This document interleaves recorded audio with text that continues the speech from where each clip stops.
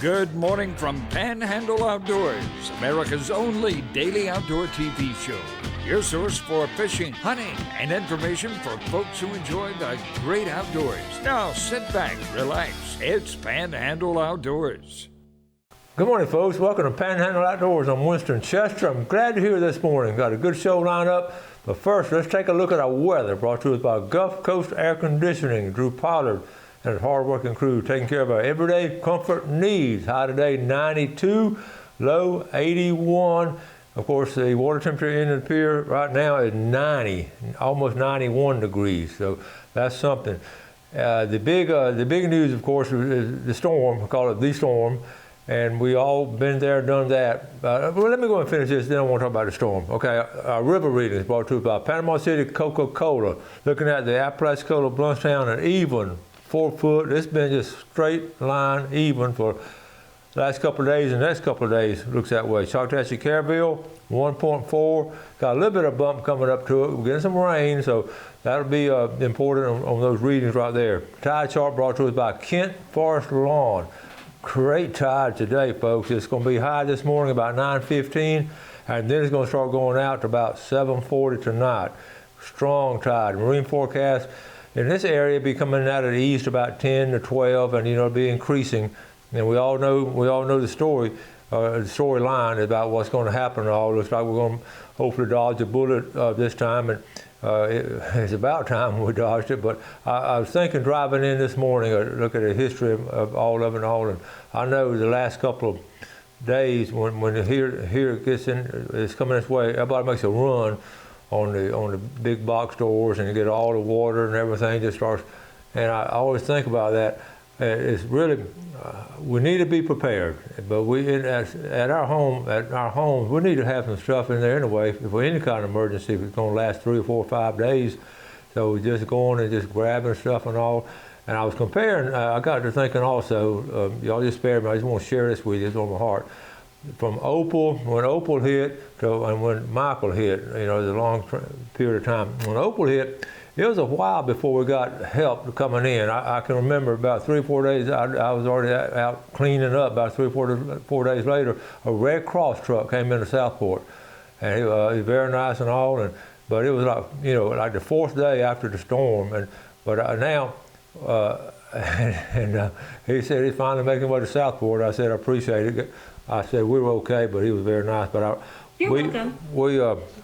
We happened to, and Michael, we were just, people came from all over real quick. Now, I know folks up out in the woods and all couldn't get their stuff and all, but during Michael, it was like the next day or two, we had help. So it's not like you need to get food and water to last you 2 or 3 weeks unless you're just isolated, like I say, up in the woods. I know it takes a little bit of time to get there. So the time has changed because so many people are so good about coming in and helping us with the chainsaws. And it's just a remarkable, and you saw it, you were witness to it during Hurricane Michael.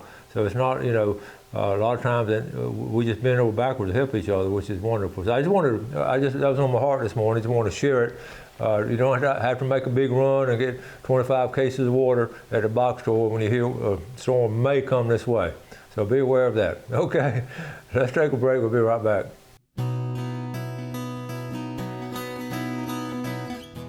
Okay, welcome back. Glad you're with us this morning. I'm trying to get organized with our pictures, all kind of things to share. And don't forget to, send your pics and all kind of things, your storyline. That always means a lot to the folks, and I know everybody enjoys seeing them. I was going to tell you, we're going to start with something odd with this picture. Before we do that, you're talking about doing things spur of the moment, and let's just go do it. Last Thursday night, I was at the Mosley football game, Mosley and Rutherford, and Bill Shields came over and sat by me, and we just started talking. Of course, it didn't take long to start talking about fishing, and he said, let's go fishing tomorrow. I said, let's go. So we ended up taking off Friday afternoon and went down to Howard Creek and spent the night on a houseboat and got up that morning and fished a couple of hours before it got hot. Just had a grand time. It was one of those spur-of-the-moment things, and I used to do a lot more of that than I do now, but we just got to do those things. So you know what I'm talking about. But here's my breakfast on a houseboat. Bill made us some sausage and scrambled eggs and toast and everything. That's a houseboat breakfast at Howard Creek. Okay, let's. I've got some other pictures too I want to share with you. I've got so many to talk about. One of the things I also got to go to. Let's go and talk about this first. This is coming up. I just saw this. This is Saturday, September the 9th. So 2 weeks, but they're having another sea urchin roundup, and it's going to be at St. Joe Bay, same way they did the scallop one. But anyway, check in at 8 a.m. and you can check with the FWC and how they're doing that. I've never participated with one of these, so if you want to go to Sea Urchin Roundup, they're having. I tell you what, remember I told you when we were scalloping, everybody scalloping last week, and every scalloper I talked to said the same thing. They were surprised at not seeing very many sea urchins, which is that's the health of the bay a lot of times, stuff like that. Okay, talking about traveling now. Panhandle Outdoors been on the road a little bit last week, and Gail and I went down to Teloja, down in the center of Liberty County, and I love some of the roots of the Chester family way back in the 1800s. We went to visit some Follett, Jimmy Chester, Follett Whitehead Chester, and had the best visit down there. Folks, I'm going to go back down and do a video. The original home built there way down in Teloja, back in the woods, not too far from Ocklaton River. That home was built in 1883. And it's in great shape now. And you don't find many places that have an 1883 home. I'm so proud. It's part of our family, way back on part of our family tree. But we had a wonderful visit. I always stop by the Teloja store, and it's been there, I don't know, 100 years, I know, through different owners. But here's a sign I wanted to show you. Wanted, dead rattlesnakes, $3 a foot. See the cashier for details, but it must be 3 feet or longer. And you don't see that sign in a lot of places. You won't see it over in Tallahassee or Pensacola, but in Teloja, you'll see that sign. All right, let's jump into some fishing. Biggest bull of the year for me. Chuck Oliver got a 38-inch redfish, and look where he caught it, right off the pier. Safely released all by myself. What a rush. I know you enjoyed catching that one, Chuck. Good job. I want to mention this several times now. The big tournament Michael Harris and Season of Hopes are having. I just want, if any way you can participate in this or support it, it'd be great. And there's Michael's number in the lower right-hand corner. Anything you can do. A couple weeks away. I just want to make sure. I want to mention it several more times. Okay. Again, I mentioned this too. If you're still looking for a hunting lease, I don't know if Mike Edwards filled that up or not, but Jack Ball and Mike Edwards have one opening there. If you're still interested in checking on that, okay? And also the handmade rods, custom rod, you want to check the numbers on it. Steve's been on the show several times and been so thoughtful enough to actually gave away a rod here. 596-4435. Okay. Hey Coach, hope you and your family are doing well. I thought you might enjoy this picture. Ryland, that's Ryland Spitzer, and I got on a nice Gulf County gator early this morning. This was from Michael McLean, and it measured out 10 foot 1 inches. Michael McLean and Ryland were in my class before in outdoor ed. Check this out, 2 local boys. I know they thoroughly enjoyed that. Big gator, that's a big gator now, over 10 foot. Michael McLean. Well, I'm gonna get them to come on the show and talk about it. They're big outdoorsmen. There was a lot of stuff. This is my buddy. Y'all may recognize this ugly mug here. This is my buddy Artie Digsby, and that is a fine triple tail. We don't talk about triple tail a lot, but Artie is a good fisherman. They call this nice triple tail. Okay, I got some more pictures, but let's go ahead and take a break, and we'll be right back.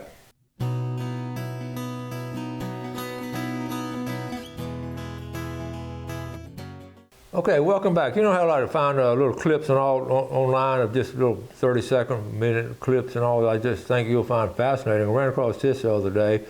This is a doe taking care of protecting the yearling from a coyote. A coyote's got the yearling, and here he's not playing, Jeff. Okay, I'm seeing it real good here. I wish y'all could see this. But anyway, well, we're having some technical difficulties, and I'll share it with you later on. But it's amazing how the mother instinct of a doe like that would take care and protect the actual protect the actual thing. We're going back now. Let's see. Okay, so we're having some technical difficulties. One thing I want to talk about when it picks back up. One thing I want to talk about is with the scallop season. I keep getting reports from scallop season, and it's pretty well, like I said before, probably 80% of folks not being able to find them, and about 20% getting the limits, and some folks aren't having a lot of luck at all. Okay, I want to show, this is a fun fish to catch. We've talked about it since I've done the show. It become really popular. Even when I first started doing the show, people weren't talking much about catching tarpon. And then about maybe 7, 8, 9 years ago, it all of a sudden became popular again, and some of these inshore captains are just doing an excellent job. Greg Gladden, I've talked about Greg before. I won't read the whole thing, but hands down, the coolest fishing experience I've had to date. We hooked this fish in 40 feet of water in the middle of the bay. He drug us around a couple of miles before running up into a small bayou where he just ran out of water, basically, and he had a 25-foot boat. Goes on to say they stumbled around in the mud and chased him for what seemed forever. But here's the picture right here. Now, is that not a great picture? That's up in a bay system now. That's not out in the Gulf of Mexico. That tarpon was in the bay in 40 feet of water. Greg's gotten really good about, he's an expert on catching these fish. Okay. And then I heard, there's two nails talking, and then I heard a loud bang, and when I turned back, he was gone. You have to have a sense of humor. Now, I want to talk about a duck report, the waterfowl survey. I ran across this the other day, and they do a good job. They really can track the birds now a lot better than they used to. So in the left column is the 2023 report, and then the right column, of course, is 22. So what you can see, the percent of change. Now, this is sort of interesting because the mallard on that far right-hand corner, right here, they went down 23%, the population of mallards, which is, that's a go-to duck across America. But then go down to gadwall, the second one went up 25%, the population. So you can see, and I had a couple other surprises here too. The green-winged teal went up. Of course, there's the northern shoveler, I don't know, but the biggest one of all, down here at the bottom where it says northern pintail, next to the bottom there, folks, the pintail, which is a hard duck to find, it went down, the population went down 43% on the far right hand corner here, 43%. And right next to the pintail is another, the redhead and pintail and canvasback, those are pretty close. Redhead went down 27%, went up 27%. And it sort of made a difference between pintail going down. I don't know what happened to pintail. I know one thing, of course, is scaup, the one on the bottom, that's a go-to duck for everybody, and it dropped 29%, but they're prolific as far as but they did 32, anyway, they did ponds and all. The Ducks Unlimited helped do this waterfowl survey, and just some more information. The big thing, this is the same thing sort of in the eastern area. The mallard didn't go down. See, nationwide, the eastern area, top right-hand corner, it only went down 6% on the eastern flyway, which is Atlantic flyway, and it's a combination of the Mississippi Atlantic. So anyway, the merganser, next to bottom, the hooded merganser, which is a beautiful duck, went up 24%, as did the goldeneye. Anyway, I just thought that was interesting. It's keeping up with the duck population, and it's going to be, and I was trying to read the facts why things happen like they did.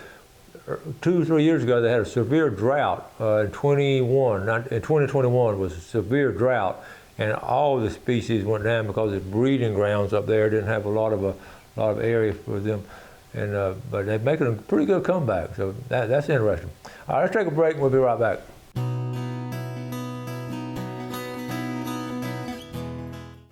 Okay, welcome back. Let's take a look at the Fish and Game Time today, brought to us by Blue Water Outriggers in Port St. Joe. We're looking at a one time today, 10:34 and 12:34. We're on a couple of days away from the full moon coming up tomorrow night. Now, we said yesterday we had Captain Roy on. It's always great to see Captain Roy, and he brought some Ray spec jig, and we said we're going to give them away. So here it is. This is what we had yesterday, Captain Roy's spec jig, and they're making them now. So, but I started thinking, I'm just not going to give away this. How about giving away some another tackle bag, because we talked about doing it, and we're going to start off with Jeff's Walk Through Nature. this is important to get this because it's not like this much anymore. It's beautiful, beautiful scenery that Jeff Peck shot several years back, and we're growing, and we don't have a lot of these places. We had Hurricane Category 5 and all kind of things, but this is a great video. So Jeff is always nice enough to donate some of this to us. Big bite baits. I'm not gonna go through all of it. We've got okay, all the shrimp, the voodoo shrimp. Y'all know basically what we do. We're gonna give away a lot of see all this stuff here. We're gonna get jigs. Look at the jig. We're talking about red and white. Look at the jig here, red and white jig. This is a big tackle bag. A lot of tackle in here, a lot of hooks, a lot of leaders, little shad bait. Okay, all this is gonna go in this bag that Fox 28 had donated to us. A little spinner, a lot of little spinners. So we're gonna put all this stuff in a bag. Check this out. All this stuff in a bag. Then we're gonna draw a name for tackle. Y'all see all this stuff I'm putting in here? That's a couple $100 worth of stuff. And Captain Roy's Peck jig right here at the top. All right now. And the winner of the tackle bag, come by Fox 28. You got 2 weeks to pick it up. If you don't pick it up, we'll give it away again. All right? And the winner is going to be from Alford, Greg Frady. Greg's been watching our show a long time. Greg, glad you won that. That's going to be right there. And I know you come by and pick it up. Okay, now, you know, we all often talk about different things, and one thing we talk about our bucket list. Well, we always want to do something on a bucket list. Well, we get around to them sometimes, and sometimes we don't get around to them. So, I had a cousin of mine, Curtis Locke. Curtis happened to, I saw him at a family reunion. He was telling me he and his wife Pam were going to do one of their bucket lists. I said, tell me about it. He said, we're going to Alaska. Saw him this past June at the family reunion. I talked to him during the course of the year, but I said, man, be sending some pictures and all that. I'm just excited for y'all. Well, Pam flat out sent some pictures. Talking about doing a bucket list. So here they are. Curtis Locke from Chattahoochee, Pam Newton Locke from Graceville. Here they are right here. The big thing, Curtis, this is my cousin Curtis and his wife Pam, but check out his outfit, folks. He knew he was going to have good luck if he wore a Panhandle Outdoors cap and a Panhandle Outdoors shirt. And our sweet Pam, always smiling, and she loves the outdoors too. Florida Panhandle, folks. So here we go. This is the now I won't pronounce these names probably correctly, the Canale River in Alaska. Just look at that river. Isn't that beautiful? This is one man and one woman's bucket list. They had a guide. They went fishing now. Went on a couple of fishing trips. They didn't just go up there for the weekend. Sockeye and silver salmon. Look at how pretty that meat is. Okay, so that's one of the days. Here's Curtis. He's getting muddy. He's fishing in the river there. He feels at home fishing in the creek. And then went over to Homer, Alaska, the halibut fishing capital of the world. All right, that's a good picture there. And I forget, this looks like a grouper. He caught all kind of fish. And look at here. Pam was taking all kind of pictures of moose just strolling by the road in Homer. I've heard it all over the place. He looks a little skinny. Y'all probably need to feed him. Here's one of the girls on the mate, Felicia, and she got on a paddleboard and after went up there and caught what they call a lean codfish, caught it from the paddleboard. Is that not cool? How about that mess of fish right there? That's a nice mess right there. And salmon fishing, and then look at the glacier. Isn't that beautiful? I don't know how to pronounce that. Greenwick Glacier in Catchimake Bay. I ain't heard of that place. Beautiful pictures, but this is the bucket list. And here we go. Pam had a 53-pound halibut, and Curtis had a 120-pound halibut. I mean, I'm just so proud of them. Look at there. And here it is right here, the last one. It was called the Ocean Pro Charter. And all 12 people, all 12 of us, caught a boat full of halibut, lean cod, and rock bass. So that's what, those pictures there, that's rock bass. That is a good mess of fish right there. Okay, so thank you, Pam and Curtis, for sharing that. I know y'all had a great bucket list trip, and I can't wait to hear about it. In fact, Really, y'all come on the show and talk about it. I know you're still excited about it. Y'all do good. People love seeing y'all on the show. Now, let's move on. One of the things I talked about scallops a lot this time of year because it's a season. I always try to keep things in season. And I ran across this the other day. If y'all remember this, if it falls through, you know what to do. And this is something Whitney was working with us on the show, doing her show and all. We're talking about trying to save the smaller scallops. And this was a good while back. This was 10 or 12 years ago probably. And I got her some scallop shells, and she actually I got a small one and drew the shape of the scallop shell. And we were saying if people found a scallop or something, I don't have anything, and it would fall, if it fall through, then throw it back. And that may or may not have helped the scallop population, but that's just good thinking and all. And I talked to the commission about it, and they liked the idea, but I think just the implementation of it was really was too big of a headache for the officers to have to check it. Most people now are good about throwing them back. In those days, people keeping everything, but now, as we see, a lot of people are really good about throwing back the small ones. The only thing about it, the new folks don't realize it's a small one, and so they have to be educated on it. So anyway, be aware when you do. The other day we got some small scallops, and we threw them all back. And I thought about, and I said this, and we're going scalloping again next week. Maybe have another bucket and put the small ones in some water, and take them over to the protected zone and dump them out there so they won't be picked up again, because folks, the scallops are in trouble. We're in trouble. I would not be surprised if next year they may not have a scallop season. I'm just going by all the talking. I would hate to see that, but they're in trouble. Got to wrap it up for today. Thank you all so much for watching. We appreciate the viewership. You have a wonderful day. Enjoy the outdoors. Take care of the outdoors, and God bless. Thanks for watching America's only daily outdoor TV show, Panhandle Outdoors with Winston Chester, featuring hunting, fishing, and other activities and information to help you enjoy the great outdoors. Join us next time for Panhandle Outdoors.